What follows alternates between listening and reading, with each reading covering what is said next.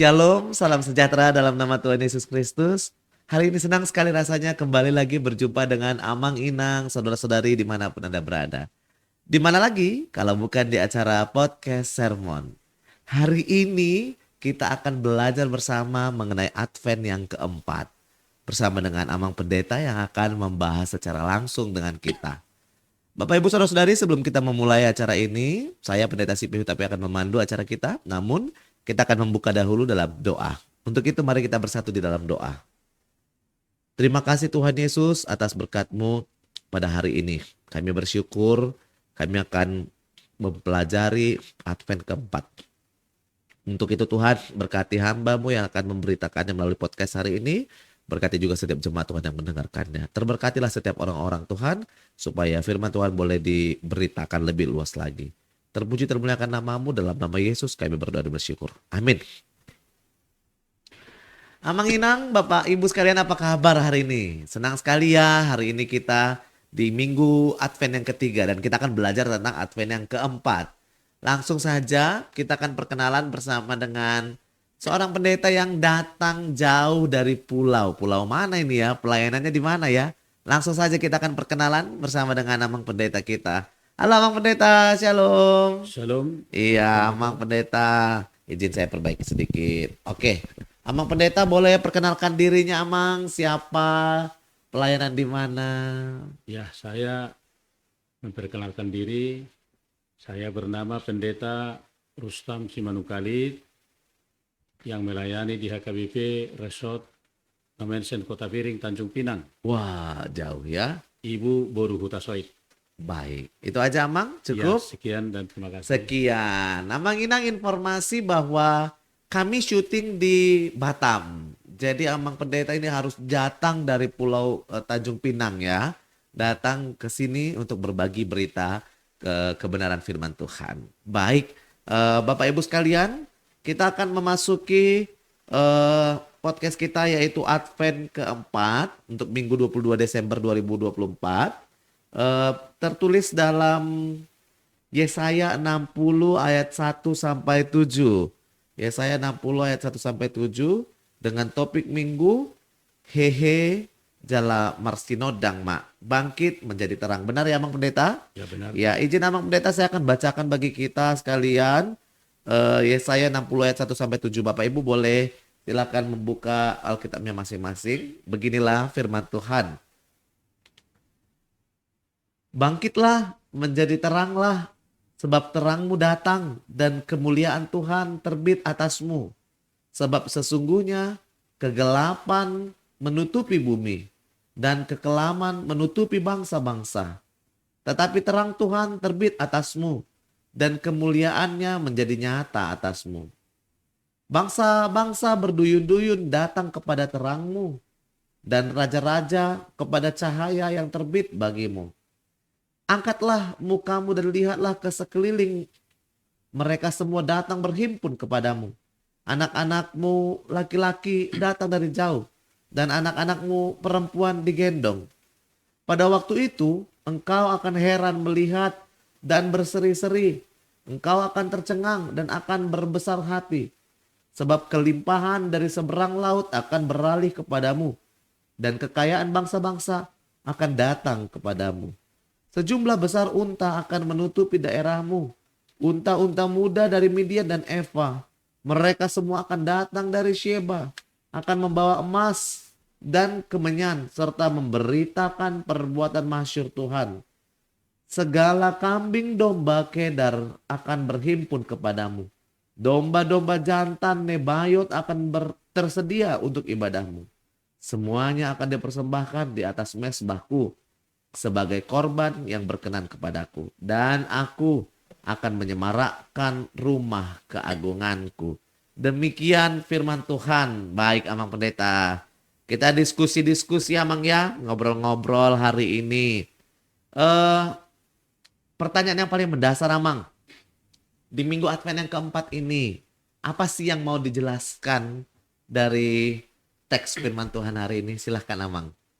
Terima kasih untuk bapak-bapak dan ibu-ibu semua, terlebih Bapak Pendeta di sini. Saya perlu menjelaskan bahwa minggu kita ini minggu Advent yang keempat. Dan sudah kita lalui minggu Advent pertama, minggu Advent kedua, minggu Advent ketiga. Pada minggu Advent yang keempat ini, kita minggu Advent terakhir menjelang hari Natal, Benar. yaitu hari tentang kelahiran Tuhan Yesus. Oleh karena itu persiapan kita sudah semakin dekat untuk persiapan Natal. Oleh karena itu apa yang kita persiapkan? Yang pertama hati kita. Kita persiapkan hati kita untuk menyambut yaitu kelahiran Yesus ya dalam peringatan hari Natal. Apa yang kita persiapkan tadi hati. Bagaimana hati kita mempersiapkannya berarti jangan terlalu banyak beban. Karena Natal bukan untuk membebani, tapi untuk meringankan hati dan pikiran kita dan juga membuat kita selalu bersukacita. Karena Kristus adalah datang ke dunia ini untuk menyelamatkan umat manusia adalah dalam suasana yaitu kenyamanan, kegembiraan. Jadi kita harus bergembira dalam suasana menjelang pesta Natal. Demikian Pak Pendeta. Baik, terima kasih Mang Pendeta, luar biasa ya. Tetapi mohon bersabar karena memang beritanya ini belum Natal tapi masih Advent ya. Iya. Tapi apakah yang dimaksud tersebut adalah tentang terangmu datang gitu ya Mang ya? Iya. Menurut Mang Pendeta sendiri apa yang dimaksud dengan terangmu datang dalam teks firman ini sendiri ya Mang? Ya, terima kasih. Saya perlu menjelaskan itu terang itu yang datang itu adalah di dalam Kristus kan itu. Terang yang di dalam Kristus sehingga orang-orang percaya harus menghidupi Kristus di dalam kehidupannya. Membuahkan buah-buah yang baik. Yaitu dalam Galatia 5 ayat 22 benar-benar dituliskan di sana adalah supaya berbuah yang baik. Apa itu? Kasih, sukacita, damai sejahtera, dan juga banyak lagi ya sampai diceritakan di sana. Yang terakhir adalah penguasaan diri. Jadi dalam terang ini kalau Kristus menjadi terang di dalam diri orang percaya harus membuahkan seperti itu, damai, membuahkan kasih. Kita harus penuh kasih terhadap sesama dan juga penuh damai. Yang utama itu untuk diri kita sendiri dulu. Bagaimana hidup kita berdamai dengan diri kita sendiri, bagaimana hidup kita berdamai dengan sesama, bagaimana hidup kita berdamai dengan orang lain. Ya, itu artinya yang tidak satu apapun kita katakan satu agama berdamai juga terhadap orang lain bertetangga. Tapi yang utama tadi yang dekat dengan kita dulu, yaitu satu kepercayaan kita, satu keluarga itu suami istri dan anak harus penuh damai. Itulah yang menjadi bangkit menjadi terang. Jadi kalau kita bangkit menjadi terang, berarti kita menunjukkan satu teladan, tiruan terhadap sesama dan juga terhadap orang lain. Itu Pak Pendeta. Baik, Amang Pendeta. Berarti menurut penjelasan Amang Pendeta sendiri adalah terangmu datang, kita menerima terang dari Kristus dan kita menjadi terang seperti Kristus. Seperti itu kurang lebih Amang Pendeta. Tapi apakah ini berhubungan dengan atau saya fokus di ayat 3. Bangsa-bangsa berduyun-duyun datang kepada terangmu dan raja-raja kepada cahaya yang terbit bagimu. Pertanyaannya adalah kenapa bangsa-bangsa dan para raja akan datang kepada Israel tentu di sini kan menurut Yesaya 63 ini gitu, Amang. Ya, karena yang dijanjikan yang mau datang itu, Mesias yang akan datang itu, pembawa terang itu adalah Raja dunia. Artinya semua pun raja-raja, penguasa-penguasa dunia berduyun-duyun datang bersembah sujud kepadanya. Kenapa? Karena Yesus Kristus itu yang akan datang itu, yang dijanjikan oleh firman Tuhan itu untuk semua orang. Termasuk raja-raja tadi datang berduyun-duyun untuk menyembah dia. Karena raja yang akan datang itu bukan hanya raja yang menguasai dunia, tetapi dia juga menguasai surga. Di surga dan di bumi itu. Jadi itu pertanda bahwa Yesus Kristus itu adalah membawa sukacita, membawa damai sejahtera, membawa terang untuk dunia ini. Siapa dunia ini? Ya, semua penghuni dari dunia, bukan hanya manusia, tetapi juga ciptaan-ciptaan lainnya harus mendapat terang dan sukacita di dalam kehidupannya, Pak Pendeta, seperti itu. Baik, Abang Pendeta. Eh, Kalau dari Yesaya ini sendiri kan menggambarkan tentang kelahiran Yesus, benar ya, Abang Pendeta ya? Benar. Tentu orang-orang datang kepada Yesus, kepada Kristus, kepada terang itu sendiri. Tentu eh, apa yang menjadi pegangan bagi kita, Abang Pendeta, tentang janji janji yang akan diterima ini? Maksudnya gini loh, ya. Atau benefitnya apa sih, keuntungannya kita harus datang kepada terang itu sendiri menurut Abang Pendeta sendiri? Ya, jadi kita datang kepada terang itu supaya kita diterangi dan kita menjadi terang. Karena jika kita sudah diterangi oleh Kristus, berarti kita harus menjadi pembawa terang. Itu.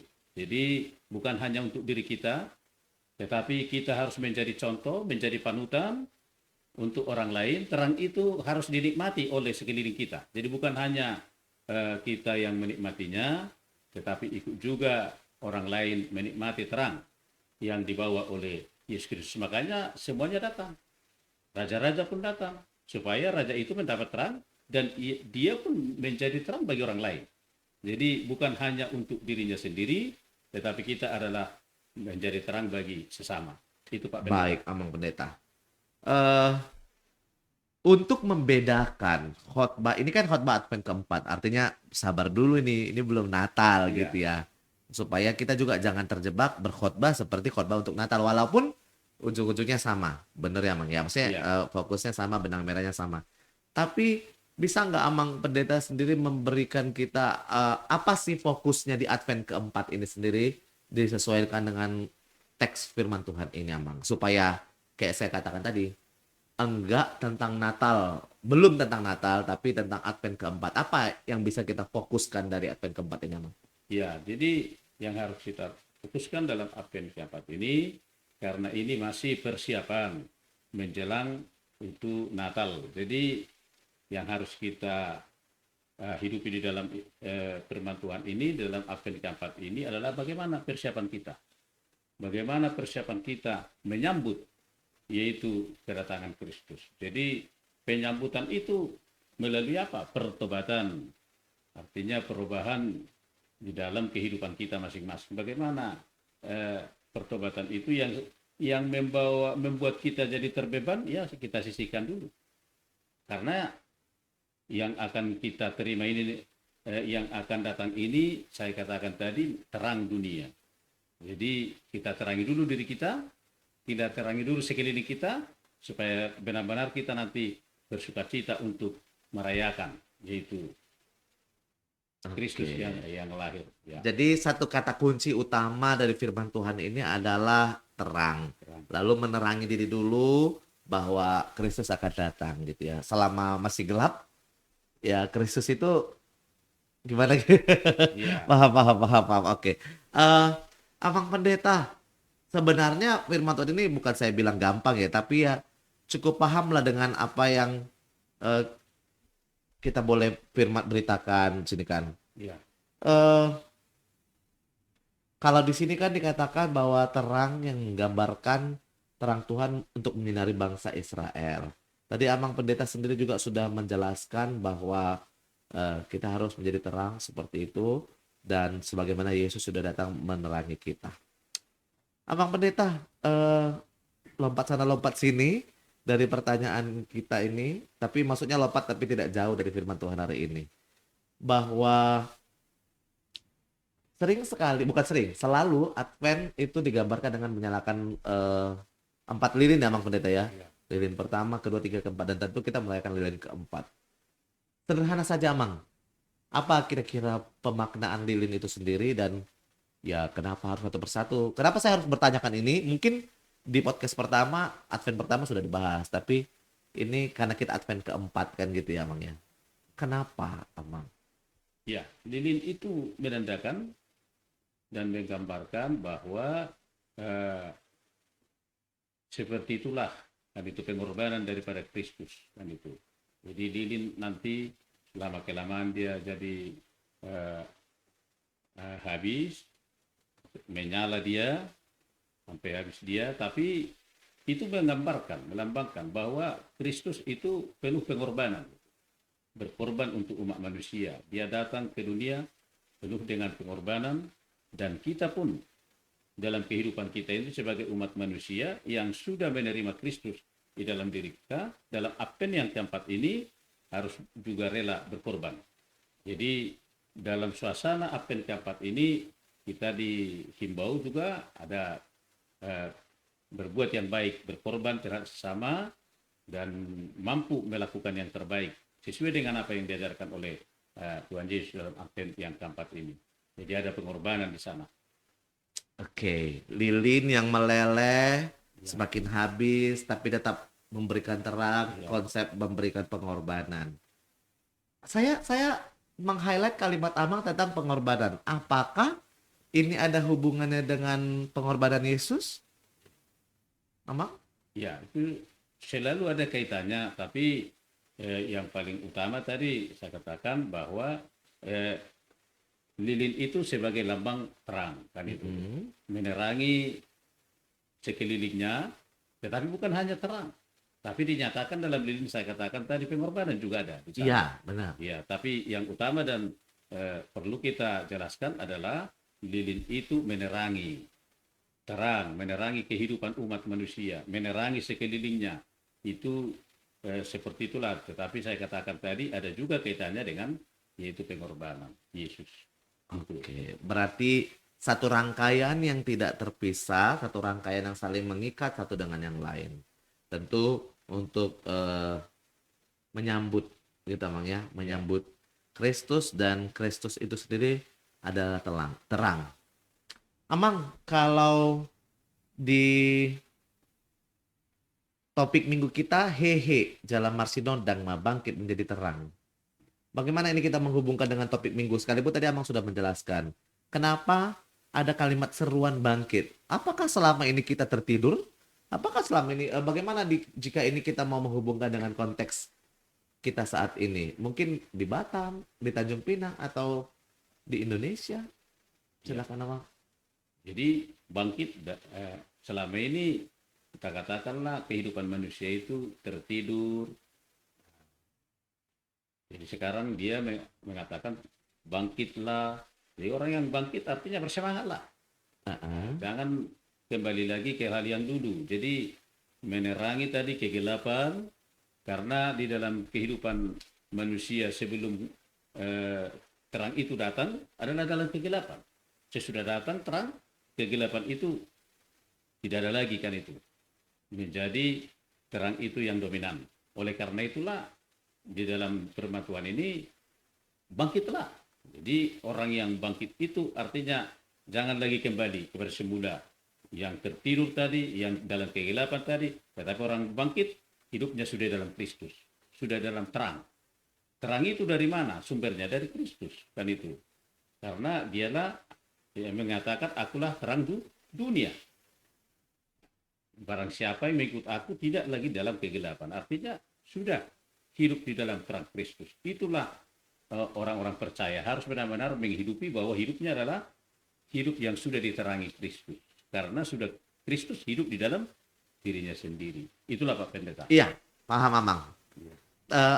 Terima kasih atas jawabannya. Tapi maksud saya realitanya nih yang Amang lihat sendiri, apakah memang sekarang kita ini lagi banyak yang tertidur, atau memang tadi saya tangkap ya yang Amang maksud berarti sebenarnya bangkit meninggalkan dosa, bertobat berarti ya. Ada hubungan dengan pertobatan Amang? Ada.